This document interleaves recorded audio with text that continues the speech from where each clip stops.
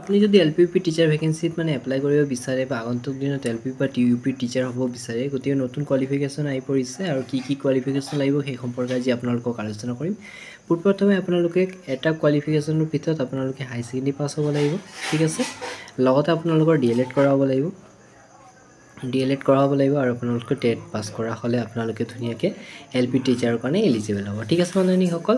যদি আপোনালোকে ইউপিৰ ক্ষেত্ৰত মানে ইউপি টিচাৰ ক্লাছ 8 পৰ্যন্ত আপোনালোকে পাৰিব এইটো মানে কোৱালিফিকেশ্যন। যদি আপাৰ ক্লাছত এপ্লাই কৰিব বিচাৰে তেন্তে আপোনালোকৰ ডিগ্ৰীটো লাগিব, ঠিক আছে, ডিগ্ৰী পাছটো আপোনাৰ লাগিব।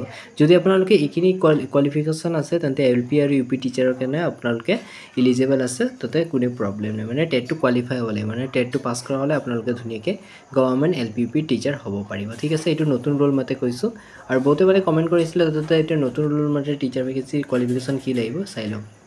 এতিয়া নেক্সট আপোনালোকে যদি হাই ছেকেণ্ডেৰী টিচাৰ হ'ব বিচাৰে, মানে PGT বা GT টিচাৰ হ'ব বিচাৰে, পষ্ট গ্ৰেজুৱেশ্যন বা গ্ৰেজুৱেশ্যন টিচাৰ হ'ব বিচাৰে, তেন্তে আপোনালোকৰ BEd থাকিব লাগিব। BEd থাকিব লাগিব, লগতে আপোনালোকে মাষ্টাৰ ডিগ্ৰী কৰা হ'ব লাগিব, আৰু আপোনালোকে টেট কোৱালিফাই হ'ব লাগিব। মানে টেট কোৱালিফাই মানে টেট কাম ৰিকুৱেণ্ট বুলি এটা পৰীক্ষা হ'ব। টেট কাম ৰিকুৱেণ্টটো আপোনালোকে কোৱালিফাই হ'লে আপোনালোকে ৰিক্ৰুইটমেণ্ট আপোনালোকে কোৱালিফাই হ'লে আপোনালোকে এইটো পষ্টৰ কাৰণে এলিজিবল হ'ব, ঠিক আছে বন্ধুসকল। আৰু আপোনালোকৰ নেক্সট যদি কিবা জানিবলৈ থাকে নেক্সট ভিডিঅ'ত জনাই দিম। ধন্যবাদ।